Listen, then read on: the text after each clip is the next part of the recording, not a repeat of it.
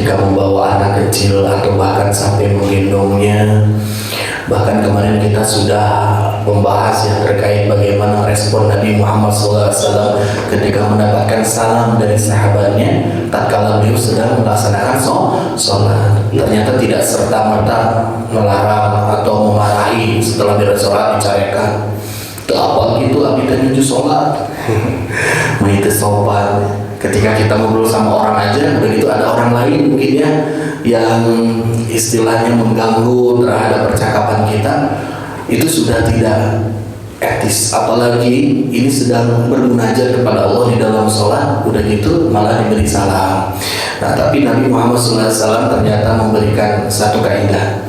Namanya salam itu adalah sebuah penghormatan dari seorang muslim ketika bertemu dengan muslim yang lainnya, mencerminkan akan adanya keimanan dan juga memberikan satu gambaran betapa kuatnya hubungan ukhuwah di antara setiap muslim dengan muslim yang lainnya. Maka dari itu caranya itu adalah dengan memberikan salam. Nabi pun memberikan salah satu cara sehingga orang yang mengucapkan salam itu tidak lepas begitu saja. Namun Nabi Muhammad SAW memberikan respon dengan cara apa? Yang pertama itu dengan cara al-isyarah, memberikan isyarat bil yadi dengan tangannya ataupun bi isbi'ihi dengan jarinya. Nah, ketika assalamualaikum warahmatullahi ya Rasulullah, Rasulullah berikan isyarat dengan tangannya ketika sedang melaksanakan sholat. Nah, sehingga yang kedua selanjutnya Rasulullah SAW direkam oleh sahabat ketika diberikan salam. Rasulullah SAW memberikan ima. Al-ima itu adalah anggukan. Berikan isyaratnya dengan mengangguk kepalanya bergerak. Nandakan Rasul mendengar salam tersebut. Gitu. Nah, bahkan Nabi Muhammad SAW menyebutkan ketika ada seorang sahabat Jabir bin Abdullah yang sedang memberikan report ya, beberapa catatan dari hasil pengintaiannya terhadap salah satu Bani Mustalik yang pada saat itu sedang dikepung oleh pasukan kaum muslimin. Nabi Muhammad SAW sebutkan sebetulnya tidak ada sesuatu yang menahanku untuk menjawab dari ucapan-ucapanmu wahai Jabir, melainkan aku sedang melaksanakan sholat. Jadi kehalangan aku sholat. Tapi Nabi Muhammad SAW tidak juga menafikan dari ucapannya, didengar oleh Nabi ucapannya Jabir ya. Dan setelah itu jemaah sekalian, kemarin kita sudah bahas mengenai al-fathu 'ala imam, bagaimana tata cara seseorang dia menjadi makmum ketika mendengar ada bacaan imamnya yang keliru ataupun gerakan imamnya yang salah. Maka kalau gerakan yang salah laki-laki cukup baca apa Pak? Tasbih ya. Kalau perempuan dengan cara tasfiq. Kalau perempuan tasfiq itu ada artinya tepuk tangan. Tapi tepuk tangan itu barijeun sapertos menepuk tangan sapertos kana manuk. Oh gitu ya. Zaman abi SD atau mah di lembur sokan gitu. Ya, jadi tasfiknya cukup juga satu kali, atau kalau misalkan masih belum sadar imamnya 2 kali. Sehingga memberikan sebuah penjelasan alarm kepada imam bahwasanya dirinya salah dalam bergerak. Kalaupun misalkan ada bacaan yang salah atau yang lupa, maka dibetulkannya dengan cara mengoreksi dari apa yang salahnya. Bacaannya lupa seperti tadi, langsung dilaksanakan. Saya lupa itu baca penggalan surah Al-Muzammil di pertengahan, kama arsalna. Saya fokus sama hati, sebagaimana kami telah mutuskan apa kan itu nanti kasah ke Fir'aun, tapi ayat ilaan, ayat Fir'aun atau Rasulullah rada bingung di situ start. Nah, alhamdulillah tadi ada yang memberitahu, dan salah satu adanya memberitahu itu yang diprioritaskan adalah orang yang berada di dekat imam ya, pada gorowokan dibuka. Kalau sudah ada yang memberitahu, yang lain sudah terwakili, nggak perlu lagi ngasih tahu lagi. Nah, setelah itu harus juga diyakini apa yang dia ungkap dari koreksiannya itu adalah sesuatu hal yang sudah diyakini benarnya, gitunya. Itu adalah salah satu di antara tata cara ketika kita memberikan jalan kepada imam untuk melanjutkan bacaan. Sekarang jemaah sekalian, bagaimana kondisi seorang yang sedang melaksanakan sholat dan ternyata dia mulai merasa ingin bersin. Apakah bersinnya kita tahan saja atau dilepaskan saja? Bios teu bersin.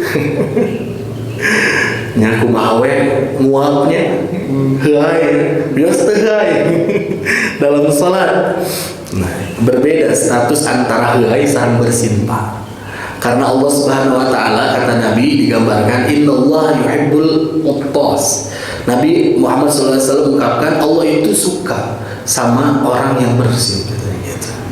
Wa yakrahu at-ta'athum. Dan juga Nabi Muhammad SAW itu tidak menyukai terhadap seorang yang menguap. Allah tidak menyukai terhadap orang yang menguap. Nah, jadi statusnya berbeda, kita akan bahas. Sebelumnya pertanyaan besarnya, kalau kita mulai mau bersin ketika sholat, apakah ditahan? Ya, atau misalkan dikeluarkan saja? Nah, kalaupun dikeluarkan, jangan terlalu berlebihan. Hajim, gitu ya, berlebihan. Kata Nabi Muhammad SAW, ghadda bisautihi. Nabi itu memberikan adab. Kalau misalkan seorang bersin itu, dia mencoba, ya, untuk apa? Untuk melirihkan suaranya. Tong di sakaliguskeun, tong ditarikeun, bahkan disengaja dengan suara yang diikuti setelahnya. Ha gitu, hacem gitu kan. Ya, turun saja. Kalau memang suara bersin kita itu kencang, ya sudah kencang segitu, tapi jangan ditambah-tambah. Kalau misalkan suara bersinnya pelan, ya udah jangan juga berlebih-lebihan dalam bersin. Jadi silakan, kalau misalkan kita sudah tidak sanggup untuk bersin, maka silakan untuk keluarkan saja. Karena bersin itu adalah mengeluarkan udara semi otonom dari dalam tubuh. Lewat mana? Lewat hidung dan juga mulut, rongga pernafasan. Salah satu respon ketika ada virus yang masuk, Pak. Ketika ada virus yang masuk ke dalam saluran inofaring, ya, sanofaring itu pernafasan, maka seseorang itu akan, ya, alarm tubuhnya itu jalan, langsung siap-siap tuh dikeluarkan dengan cara bersin. Udaranya sangat keras, Pak, melebihi kekuatan mobil sport kita. Dihitung, ya, berdasarkan penelitian, bersin yang dilakukan oleh seorang manusia itu bisa menembus dengan kecepatan 70 meter per detik. Per detik. Kalau dikalkulasikan dengan kecepatan dengan per jam, itu sampai 250 km per jam, Pak. Bersin kita keluaran, itu 250 km per jam. Kelangkungannya kita jalan di tol paling kuat berat 150, ya. Itu juga udah deg-degan. Ini 200 mobil ada jag-jagma gitu, ya.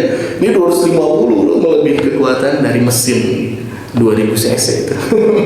Keluar begitu keras. Nah, ketika dikeluarkan udara yang begitu keras itu pun ada yang ikut keluar. Ditulis bahwasanya ada lebih dari 40.000 partikel-partikel kecil yang ikut tersembur ketika kita bersin. Maka Nabi Muhammad SAW memberikan tata caranya. Kalau bersin pertama tadi digodokin, godotnya jangan terlalu berlebihan. Keluarkan ya keluar biasa, tapi jangan dilebih-lebihkan. Yang kedua apa? Ghoto itu ditutup bersin itu biadihi au bisaubihi, dengan tangannya atau dengan kain bajunya, kain sesuatu yang bisa ditutup gitu, Pak. Nah, ini adalah salah satu adab dalam Islam yang Nabi Muhammad SAW sudah atur. Nah, jamaah sekalian, yang ditutup itu bukan hidung dan juga mulutnya, tapi ditutup penyebaran dari udara yang dihembuskan. Lamun ditutup salah sawios hidung atau mulut, bahaya, Pak. Bisa inflamasi, peradangan itu. Saya pernah coba-cobanya bersin teh, nah bet kudu muka gitu antara hidung dan juga mulut. Saya coba tutup mulut saya ketika bersin. Wah, itu nyeri. Langsung nyereng, cisocaan bahkan, aduh. Merasa sangat menyesal gitu, kenapa ditutup segala hoyong nyobian gitu nya, kumaha rasana ketika bersin ditutup mulutnya, ditahan gitu, gitu. Wah, itu langsung tenggorokan sakit gitu. Nah, maka dari itu dibuka saja antara mulut dan juga hidungnya, tapi ditutup itu penyebaran udara yang dihembuskan, ya, yang disebarkan. Kebayang, Pak.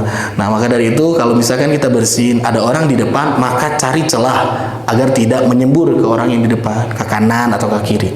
Tapi kalau misalkan nuju sholat aya jami di kanan jeung kiri ulah dipicen ke kanan ke kiri eta bersin teh udah ke depan sambil ditutup dengan kain atau dengan tangan kita. Itu mengenai bersin. Nah, Nabi Muhammad SAW memberikan sebuah cara ketika seseorang bersin, jemaah sekalian. Idza atasa ahadukum, ketika salah seorang di antara kalian itu bersin, falyaqul, maka hendaklah dia mengucapkan apa? Alhamdulillah. Nah, iya, yang harus senantiasa diiringi ketika kita bersin hajim, alhamdulillah. Tong nanaon heula. Alhamdulillah heula we. Sebut nama Allah dengan bertahmid. Nah, setelah itu kata Nabi Muhammad SAW, falyakul akhuhu, maka hendaklah seseorang yang mendengar dari sahabatnya itu ketika ada yang bersin dia ngucapin alhamdulillah, maka hendaklah dia mengucapkan apa? Dijawab oleh orang yang mendengar, yarhamukallah. Ini kadang-kadang nih suka-suka kelupaan kita ya. Kalau ada yang bersin, saya bersin, alhamdulillah. Yang di samping Bapak dengar ketika saya menyebutkan alhamdulillah, maka jawab Pak, yarhamukallah. Yarhamukallah. Alhamdulillah artinya naon? Segala puji bagi Allah, milik Allah seluruhnya. Setelah itu orang yang mendengar dia menjawab dengan yarhamukallah. Rahima, yarhamu artinya rahmat Pak. Mudah-mudahan Allah merahmatimu. Kata orang yang dengar teh. Luar biasa adabnya itu dijaga. Setelah itu ketika orang yang sudah bersin dia mengucap alhamdulillah, ternyata saudaranya dia sebut yarhamukallah, maka dia pun ya, dituntut untuk memberikan doa balasan. Apa doanya? Yahdikumullah wa yuslihu balakum. Pondok Pak, panjangan kene robana atina. Yahdikumullah wa yuslihu balakum. Komalah macana cepat mah. Yahdikumullah yuslihu balakum. Segitu. Apa artinya yahdikumullah? Mudah-mudahan Allah berikan petunjuk untukmu. Allah berikan hidayah untukmu. Wa yuslihu balakum, dan Allah islahkan, Allah bereskan. Allah handle seluruhnya, segala urusan-urusan yang ada pada dirimu. Apa dina bersin wege sudah ada tata caranya. Bahkan dengan adanya bersin itu nyebut alhamdulillah, tandanya apa? Ada nikmat yang Allah berikan kepada kita ketika kita bersin. Kita terhindar dari virus, kita terhindar dari penyakit, bakteri dikeluarkan dari dalam tubuh kita. Bahkan penelitian menyebutkan kalau misalkan kita bersin Pak, tapi bersin kumaha heula? Bersin yang pertama ya. Bersin yang satu kali, yang tidak ingin kita berulang-ulang untuk melakukan bersin. Kalau misalkan berulang, tandanya malah kita sudah terjangkit oleh virus ataupun sudah ada biasanya flu, tanda nate ku bersin wae eta pilek biasanya. Tapi kalau yang bersin satu kali ketika kita mulai sedang beraktivitas sudah gitu bersin, maka Allah Subhanahu wa taala sedang mentreatment saraf-saraf yang ada dalam tubuh kita. Sehingga nu tadina ngacara ranteng teh jadi lemes deui Pak. Ku bersin teh. Karaos Pak. Ketika udah bersin itu merasa langsung plong. Kita itu lebih rileks biasanya seperti itu. Maka dari itu ada nikmat yang Allah sampaikan, yang Allah sematkan dalam kondisi seorang manusia dengan adanya bersin, maka dia dituntut untuk sebut alhamdulillah. Itu nikmat yang patut disyukuri.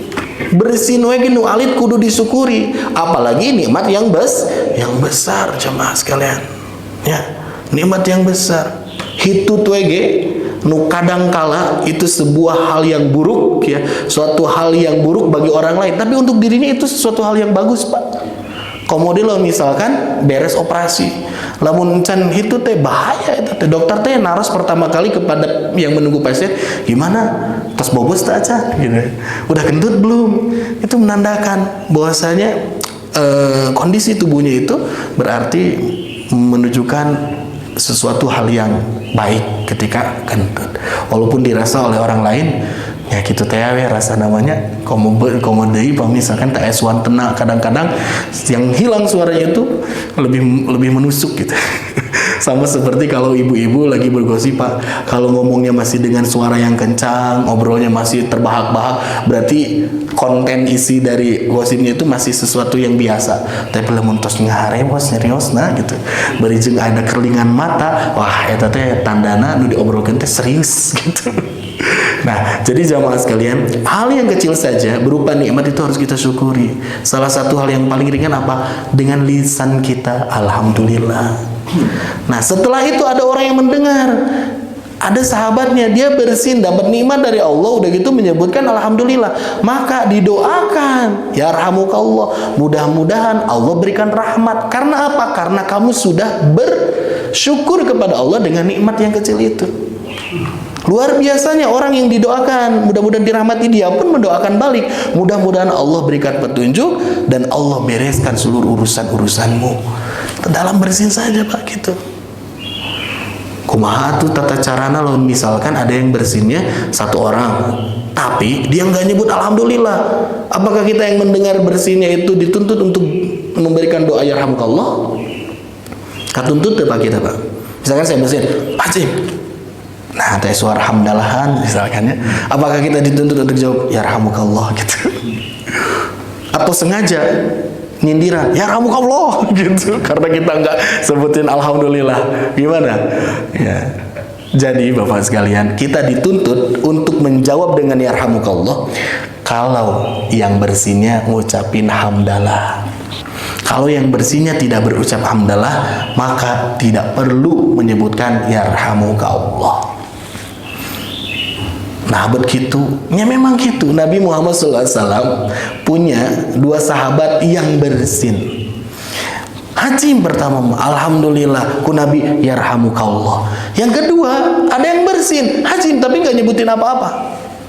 Maka Nabi pun tidak berucap apa-apa. Sehingga sahabat ini yang tidak diberikan tasmid oleh Nabi Muhammad SAW, diberikan doa yarhamukallah itu, dia datang kepada Nabi, wahai Nabi Allah, kenapa engkau tidak memberikan doa kepadaku, tidak bertasmid untukku? Kata Nabi Muhammad SAW, karena aku tidak mendengar ucapan alhamdulillah dari mulutmu. Nah jadi jemaah sekalian, menjawab alhamdulillah dari seorang yang bersin itu hukumnya yang pertama fardu ain. Bahkan sebutkan itu, semuanya yang dengar alhamdulillah maka semuanya harus menjawab tuh, berikan doa yarhamukallah. Pendapat yang pertama itu fardu ain. Tapi ada yang menyebutkan fardu kifayah. Di masjid aya nu bersin saurang, alhamdulillah, nu pangcakeun tos ngajawab yarhamukallah, maka yang lain sudah terwakili. Ada yang menyebut seperti itu. Ada juga yang menyebut ini enggak berdasar fardu ain atau fardu kifayah. Kalau ada yang jawab yarhamukallah, mangga, lamun ta anu jawab yarhamukallah gitu tidak apa-apa. Status hukumnya itu adalah sunnah, katanya gitu. Ya, jadi jemaah sekalian, kalau kita punya kesempatan untuk berikan doa tasmid yarhamukallah kepada orang itu, maka kita berikan, ucapkan. Nah gitu, itu terjadi di zaman Nabi Muhammad Sallallahu Alaihi Wasallam. Jadi ini bukan perkara yang ditinggalkan begitu saja. Lantas kenapa Nabi Muhammad SAW sungkap bahwasanya Allah suka orang yang bersin? Karena di dalam bersin orang-orang itu ingat terhadap nikmat Allah sehingga dia menyebutkan hamdalah. Tapi kenapa Allah Subhanahu Wa Taala diungkap dalam hadis, Allah itu tidak menyukai ataupun benci terhadap orang yang menguap? Kenapa bisa begitu Pak? Karena kalau bersin itu mengeluarkan seluruh energi, hal-hal yang buruk termasuk setan dia ngiring keluar ku bersin mah. Tapi kalau misalkan seorang itu menguap, maka dia memasukkan seluruh hawa ke dalam paru-parunya. Yang salah satu indikasinya kalau orang menguap itu tandanya dia mulai tidak konsentrasi. Dan ini bahaya ketika terjadi dalam ibadah. Keun atuh nuju pangaosan mah teu naon gitu ya. Kadang orang mulai capek lama dengerin, ada ucapan yang tidak difahami, bahasanya seperti itu, akhirnya dia mulai bete gitu ya, nguap gitu, ngantuk atau capek malamnya. Tapi ini mah jangan terjadi dalam sholat, menandakan bahwasanya dia tidak khusyuk. Bahkan dalam satu riwayat sebutkan fadhahika syaitan, ketika ada orang yang menguap ngai gitu nalika sholat, maka setan itu terbahak tertawa tinggal ya tajalmi meniti sopan ke Allah gitu istilahnya malah gitu ya jemaah sekalian. Nah maka kita sambungkan nih mengenai bersin ini ketika di dalam sholat. Haji, apakah boleh bagi orang yang bersin itu ketika sholat dia nyebut alhamdulillah, lantas dijawab oleh yang lain yarhamukallah gitu, yaudikumullah islihu balakum bari sholat? Apakah boleh atau tidak Pak kira-kira nih? Menarik ya. Nah, Ternyata Nabi Muhammad SAW sudah mengatur mengenai hikmatut tasyri'. Bagaimana kita mengambil satu pelajaran dari adanya syariat.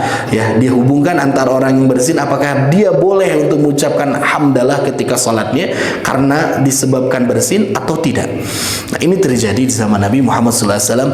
Fa'an Rifa'ah ibni Rafi', ada seorang sahabat namanya Rifa'ah jamaah. Shallaitu khalfa Rasulillah SAW. Beliau memberikan satu pernyataan bahwasanya pernah satu waktu, kata beliau, aku sholat di belakang Rasulullah SAW. Fa'atostu, setelah itu aku bersin, sana gitu. Fakultu alhamdulillah. Nah, ketika bersin, karena refleks Pak, sudah biasa, alhamdulillah. Udah cukup didinya nyebutkan alhamdulillah teh. Alhamdulillah hamdan katsiran thayyiban mubarakan fi mubarakan alaih kama yuhibbu rabbuna wa yarda. Panjang alhamdulillah. Isinya apa? Isinya sanjungan kepada Allah. Hamdan katsiran thayyiban mubarakan fi. Hamdan katsiran itu artinya pujian yang sangat banyak, yang sangat agung, yang sangat bagus. Mubarakan fi, yang diberkahi ucapan-ucapan itu. Mubarakan alaih, penuh berkah seluruhnya. Kama yuhibbu rabbuna wa yarda, sebagaimana apa yang disukai oleh Allah, dicintai olehnya dan diridhoinya. Panjang Pak. Ini teh menyanjung Allah Subhanahu wa taala. Setelah beres salat, nah ini diceritakan. Falamma shalla Nabi sallallahu alaihi wasallam, udah beres nih Nabi dari salatnya, qala manil mutakallim fi shalah. Tadi siapa yang tadi mengucap sesuatu dalam salat? Falam yatakallam ahad. Tidak ada yang berani menjawab, nggak ada yang berani berterus terang. Rifa'ah diam, takut. Manil mutakallim fi shalah. Saat tadi nyebatkan kata-kata dalam salat. Siapa yang tadi berbicara dalam salat? Nabi ulang sampai 3 kali, nggak ada yang ngaku. Jemaah sekalian, deg-degan Rifa'ah itu. Bagaimana jawaban Nabi ini? Setelah itu, faqala Rifa'ah, akhirnya Rifa'ah ini udah nggak tega juga karena orang-orang lain sahabatnya tahu sahanu nyarios karena di sampingnya ya. Akhirnya dia ngaku, ana ya Rasulullah, tadi itu saya ya Rasulullah. Tosieun Rifa'ah teh. Hingga akhirnya Nabi Muhammad SAW, walladzi nafsi Muhammad biyadihi, sungguh demi zat yang Muhammad itu ada dalam genggamannya, yaitu Allah Subhanahu wa taala, laqad ibtadaraha bid'u wa thalathuna malakan.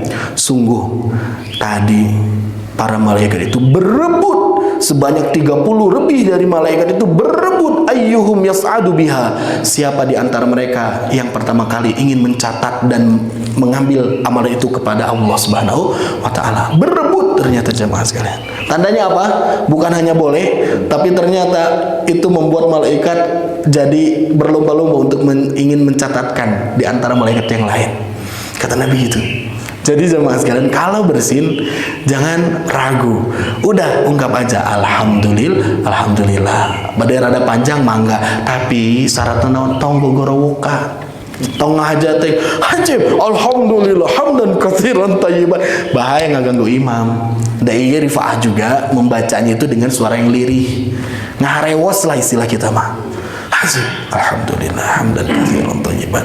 Kalau misalkan Rifa'ah itu bersuara dengan suara yang tinggi, yang keras nadanya, maka Nabi tahu, oh ieu teh Rifa'ah. Bakat kuntes tarik oge teu nyaring, makanya Nabi bertanya tadi saha nu ngarewos gitu. Siapa yang tadi berbicara? Rifa'ah ternyata jemaah sekalian. Dalam kesempatan yang lain, ada seorang sahabat bernama Muawiyah bin Hukmi As-Sulami. Seorang sahabat ini cukup lucu menurut saya. Dia itu ketika sedang sholat di belakang Nabi Muhammad SAW mendengar ada orang yang bersin, setelah itu mengucapkan alhamdulillah. Kan itu mah boleh ya jemaah. Ini dia itu juga menyebutkan tasmid dengan mengucapkan yarhamukallah, kata dia teh. Nggak jawab dari hamdalah temannya tersebut. Setelah menjawab dari hamdalah temannya tersebut, ternyata para jamaah sahabat-sahabatnya itu langsung melirik dengan lirikan yang sinis kepada Muawiyah ini, Muawiyah bin Hukmi. Bukan Muawiyah bin Abi Sufyan ya. Muawiyah bin Hukmi langsung dilirik oleh sahabat, yang lain pada sinis. Sehingga Muawiyah ini tidak merasa nyaman dengan lirikan tersebut. Sampai-sampai berbicara di dalam sholat. Masya'nukum, aya naon anjeun sadayana? limadza tanzuruna ilayya, naon bet ningali ka abi gitu. Bukan dalam hati, tapi langsung berucap. Pas ketika dia menyebutkan yarhamukallah, orang-orang itu langsung sinis, merasa bahwa tindakan itu ada tindakan yang salah gitu. Ketika sudah mulai di pojokan, Muawiyah ini menjawab dengan ucapan, naon, kunaon bet ningali ka abi, emang naon sih ningalikeun abi sagala, gitu istilah kita mah. Setelah mendengar itu, sahabat-sahabat yang lain pun malah tambah geram, tambah sebel gitu, meureun ya. Hingga akhirnya mereka itu merespon dengan apa? Yadribuna ala akhfadhihim, afkhadhihim. Mereka itu akhirnya memberikan respon ketika Muawiyah ini berucap dalam salat dengan menepuk paha mereka gitu. Tandana naon? Cicing tuh nyarios gitu. Ya, merupakan penafian tindakan tersebut gitu. Akhirnya Muawiyah diam. Aya naon meureun masih bertanya-tanya karena dia belum tahu mengenai bagaimana seharusnya dia berbuat dan bertindak. Setelah itu orang-orang sahabat udah menunggu, wah gimana nih respon Nabi, wah pasti Nabi marah nih, marah besar segala macam. Tapi ternyata kata Muawiyah menyebutkan di situ, "Mara'aitu mu'alliman min qabli wa ba'd." Aku tidak pernah melihat seorang guru sebelum dan setelahnya ahsanu ta'liman minhu, yang lebih baik pengajarannya daripada Nabi Muhammad SAW. Luar biasa. Kata Muawiyah, Nabi tidak melotot, Nabi tidak membentak, Nabi tidak menyindir, melainkan Nabi mengucapkan, la inna hadhihi shalah. Muawiyah, ini teh salat, kata Nabi dengan suara yang lembut. La yusluhu fiha syai'un min kalamin nas. Di dalam salat tidak boleh ada ucapan-ucapan manusia.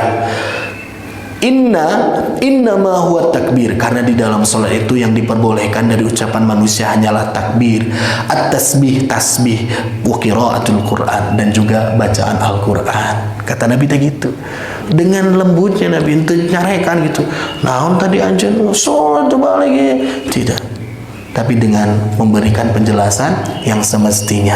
Hingga akhirnya Muawiyah pun tahu, oh ternyata nggak boleh bercakap-cakap walaupun sedikit di dalam sholat. Mikirna pengen ten anjeunna mah misalkan sholatna dipimpin ku anjeunna jadi imam atau sholat sorangan ulah nyarios. Tapi lo misalkan jeung imam kita jadi makmum gitu ya, karena bacaan kita sudah terwakili oleh imam, jadi bebas bagi makmum mah gitu. Emutan anjeunna teh gitu. Tapi ternyata tidak seperti itu jamaah sekalian. Jadi kesimpulannya apa? Yang pertama, kalau ada orang bersin baca hamdalah ke dalam sholat dengan suara lirih pelan, boleh hukumnya. Bahkan tadi apa? Ternyata disenangi oleh para malaikat. Tapi menjawab dari hamdalah dengan tasmid yarhamukallah itu tidak diperbolehkan. Karena apa? Ini terjalin sebuah interaksi di dalam sholat antara sahabat dengan sahabat lain, antara makmum dengan makmum yang lain. Ada interaksi, itu nggak boleh. Ya. Apalagi nanti ditambah yahdikumullahu yuslihu balakum.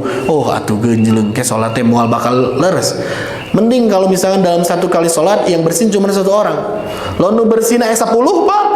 Wah atuh renyemnya eta teh gandengnya gitu patembal-tembal. Interaksi dan komunikasi di dalam salat itu tidak boleh. Makanya Nabi Muhammad SAW menyetop. Enggak kayak gitu caranya. Walaupun ya rahmukallah bagus mendoakan. Tapi tadi tidak seperti itu. Abu Dawud rahimahullah, seorang ulama besar. Beliau itu melakukan satu perjalanan, Pak. Sudah naik ke kapal yang besar. Pas baru maju kapal dari dermaga, ternyata terdengar ada orang di pinggir pantai, di bibir pantai itu bersin dan mengucapkan alhamdulillah. Tapi tidak ada yang menjawab. Hingga akhirnya Abu Daud meminta turun dari kapal itu. Ada sekoci kecil, kapal kecil, dia turun sampai dia menyewa, bayar 1 dirham. Untuk apa? Menemui seorang yang tadi bersin, menyebutkan alhamdulillah, tapi tak anu ngajawab. Abu Daud datang, Imam Abu Daud itu datang dan mengucapkan yarhamukallah. Ya Allah, luar biasa. Langsung jadi yarhamukallah. Seorang sahabat ini, oh tentunya orang ini terenyuh dengan akhlaknya Abu Daud rahimahullah.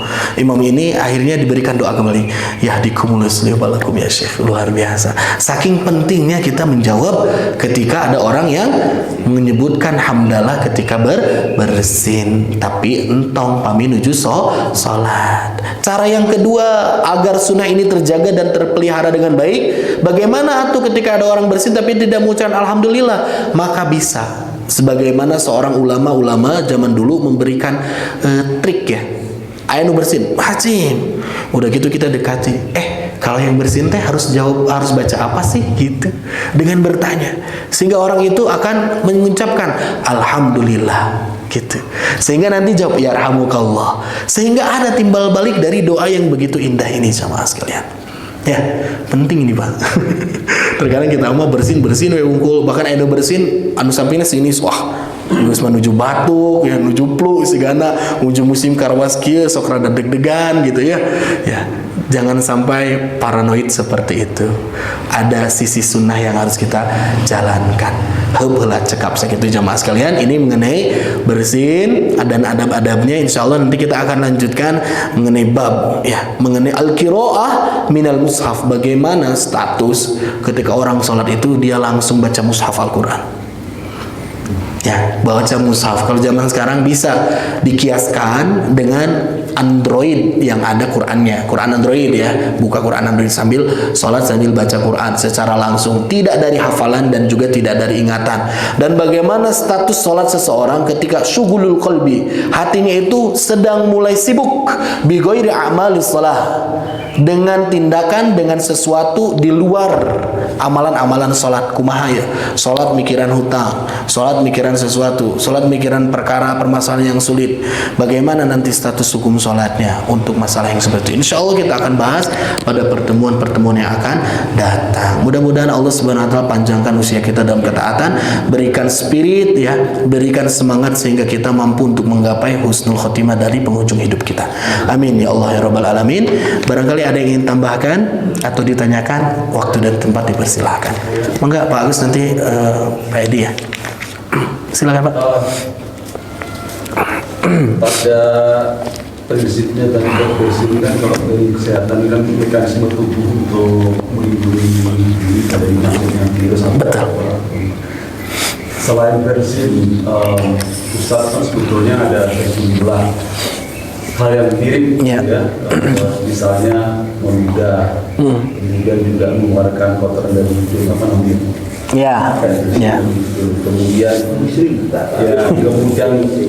sebetulnya ke atas dikit mata, air mata turun, kemudian juga ada maaf tentu sama juga dengan kemudian bibis.